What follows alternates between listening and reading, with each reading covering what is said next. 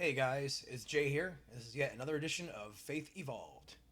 And I'm going to be starting a new video series, short videos titled Questions No One Can Really Answer. And today's topic is about hell. Now, as I've, spiritually evolved over the years, I don't believe that God sends people to a place of eternal conscious torment anymore. God is love.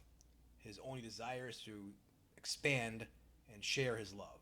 He has no desire, no anger or hate or fear whatsoever in his entire person.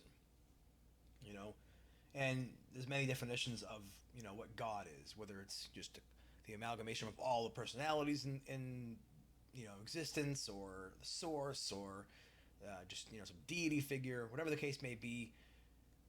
Just looking at how it takes multiple people to get along to make anything happen. Like, say you're looking to build a skyscraper, or you're trying to start an organization. You need people that are working with you, not against you, to get that to work. So I think of just fundamentally, God has to be good, because if he wants to get anything done, he needs cooperation.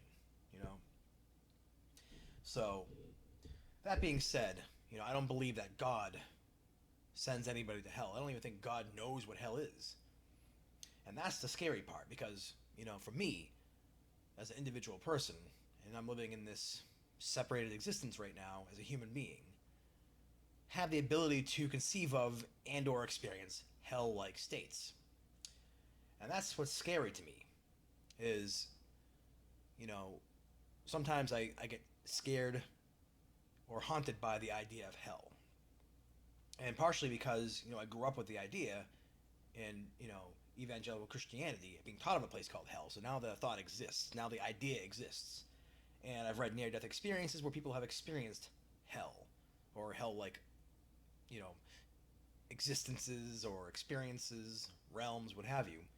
And I've experienced, hellish feelings before when I went through a dark night of the soul. And I know how scary that is, and how lost and hopeless you feel, and complete total despair. So I felt hellish states of mind. And, reading books like A Course in Miracles, which speak of, hell.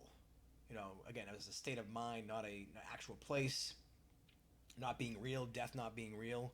But somehow, in this universe, in this world, this 3D realm we live in, we're able to experience things that do not exist. At least the way the A Course in Miracles explains it. And how is that even possible? How is it possible where God is completely unified and there's no fear within God? How is it possible that a part of God can experience fear if it doesn't exist, if it's not real? So that part of me, you know, is confused, like doesn't understand how it's possible that we can experience things that don't actually exist, that aren't fundamentally real. And, sometimes I wonder, if I was to die, and when I say die, I mean my body pass on and my soul leave the body, spirit leave the body. Like, am I going to experience a hellish state that I brought upon myself somehow? If I had a near-death experience, would it be a hellish experience, or would it be, a heavenly experience? And I tend to lean more towards, I'm going to probably have a heavenly experience, or a positive. Even if it started off negative, it would be positive in the end, because I do long for love and joy and peace and all the fruits of the spirit, as it were. So I don't think that I would purposely subject myself to that. So I think I'm safe. But a part of me says, what if I got scared? And it's like when people talk about set and setting, when you're about to do a drug like DMT or mushrooms or whatever. And if you're in a bad mindset, at the start of it, and your headspace is not good, you could spiral out of control with your thoughts and bring upon a hellish experience. So I wonder if that can happen. And then I wonder if things like, why does hellish existences, why is it even possible? How is it possible? And one of the things with struggling with anxiety and depression is when you're in that state, you see other people that are happy, and you wonder, how can they be happy when I'm so miserable? And what if I was to get to that point of being happy? Would I be able to appreciate that happiness and joy, knowing that other people are still suffering in their hellish environment, in their hellish state of mind? So that's the really the crux of this entire video is, How can you be happy knowing somebody else is not? And maybe, sometimes I feel like answers come to me as I ask them, as I really stare them right in the face. And maybe part of the happiness of these people is knowing that they can bring happiness to you to get you out of the state of despair. Maybe that's the answer. I just came up with that literally right now as I'm recording this.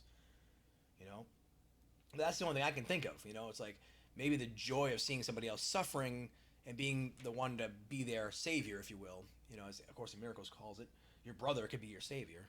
Of course, it comes all from what Christ, has shown us, but he's the ultimate savior of the universe. But that's the only thing. But I mean, at that point, do you remember hell? Do you remember, what hell feels like anymore? Did it? Are you at the point where it doesn't exist in your entire thought process? It doesn't even come up.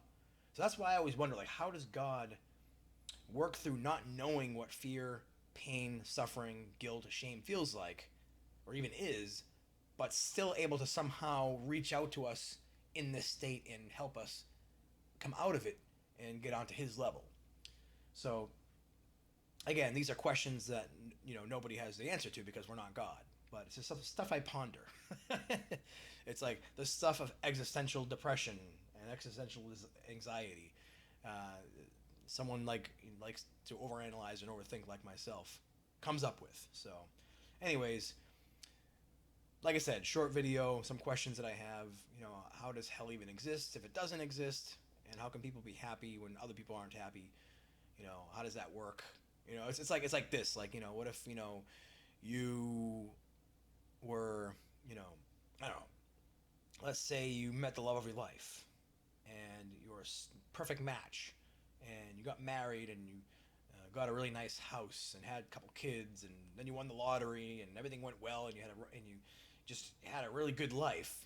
But your brother, he got hit by a car. He's a paraplegic or something, and he can't do anything with his life, and he's disfigured, so he can't find someone that wants to be a romantic partner, and or maybe your brother was got into some trouble and was in prison, and you know got stabbed in prison, and or maybe you got into a life of drugs or something. Like, how do you enjoy your life knowing somebody else is suffering? So that's one of the hardest things. One of the hardest things to get out of depression is wondering how you can ever be happy.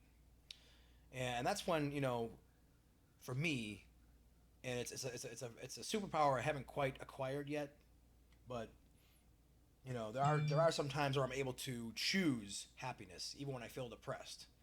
Now, choosing happiness isn't just I'm gonna be happy right now even though I'm depressed. I mean, it's also sometimes doing things. I'm sure at some point I'll be able to work up to the point where I can choose happiness, and just by the mere thought of it, I can just enjoy my happiness.